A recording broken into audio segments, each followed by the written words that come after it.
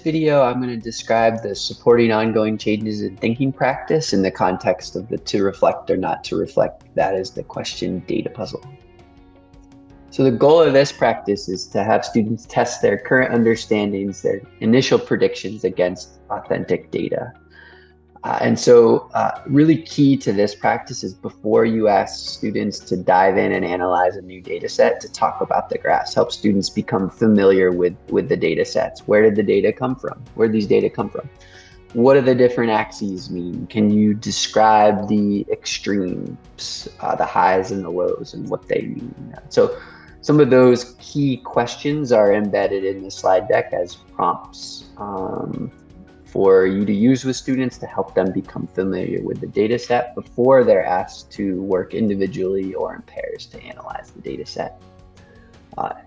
You may already utilize some different data analysis techniques with your students, so we'd encourage you to continue to use those. One strategy that many of our teachers use is the what I see, what it means strategy, where students are identifying and explaining patterns directly on the graph, annotating the graph. So if that's a strategy that you use, we'd encourage you to continue along those lines.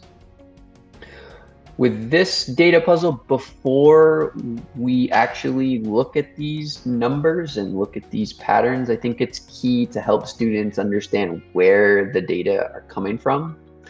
So in this data puzzle, the data sets are coming from instruments aboard NASA satellites.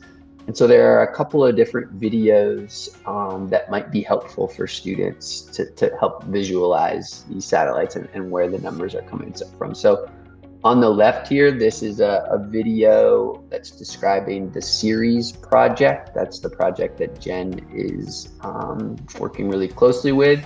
And it describes how they're measuring Earth's energy budget using these Ceres instruments that are attached to different NASA satellites. And then there's another video here about the ICESat-2 satellite that's measuring changes in the amount of ice on Earth. So these instruments are measuring more the reflectivity of Earth's surface, where this instrument is measuring the extent of sea ice. After watching these videos, NASA has a really cool resource that allows students to see the NASA satellites and look at them in 360 degrees. So I'm going to take you to this interactive here to show you what that looks like.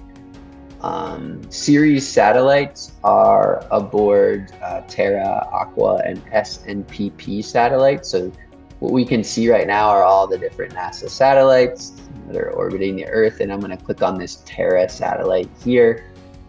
Again, this is the satellite upon which the Ceres instruments are attached in measuring different parts of Earth's energy budget. And so you can click and drag and see this satellite in 360 degrees. You can see how long it's been in orbit. So just a really cool way to help students connect with these satellites and help them visualize where the data sets they're about to analyze are coming from. Back to the slide deck here. Once you've watched these videos and have given students an opportunity to explore the different satellites, time to look at some of the data that's been collected from these satellites. Specifically, the amount of energy that's reflected off of Earth's surface is measured by these satellites. So here's the graph that students are going to be analyzing and interpreting in this data puzzle. And here are some of the prompts that we recommend you use to help students become familiar with this data set. On the y-axis here, we have albedo or reflectivity, and on the secondary y-axis, we have average September sea ice extent. And again, this is a data set going from 2000 to 2018, and so you can see that the albedo represented by the dark black line tracks pretty closely with the sea ice extent that's represented by the dashed line.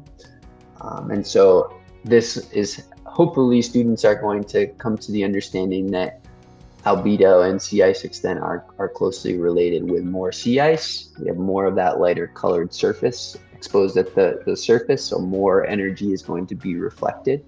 With less sea ice, more of the darker ocean is exposed at the surface, so more of that energy is absorbed rather than reflected. After discussing the graph with students, we send them to their student worksheet and have them analyze and interpret this data set on their own or with groups. And so I'm going to take you to that worksheet now. Here is that data set. Again, 2000 to 2018, looking at the relationship between albedo and sea ice extent. We have students find and describe data from a couple of different years. Have them describe patterns and any relationships that they may see, and then revisit their prediction for the investigative question. So they can go back to question 3 where they made their prediction about the relationship between albedo and sea ice extent, and then revisit that prediction and see if it was confirmed or refuted after analyzing this data set. That concludes part 3 here, the supporting ongoing changes in thinking practice, and now students are ready to construct their final explanatory model for the investigative question.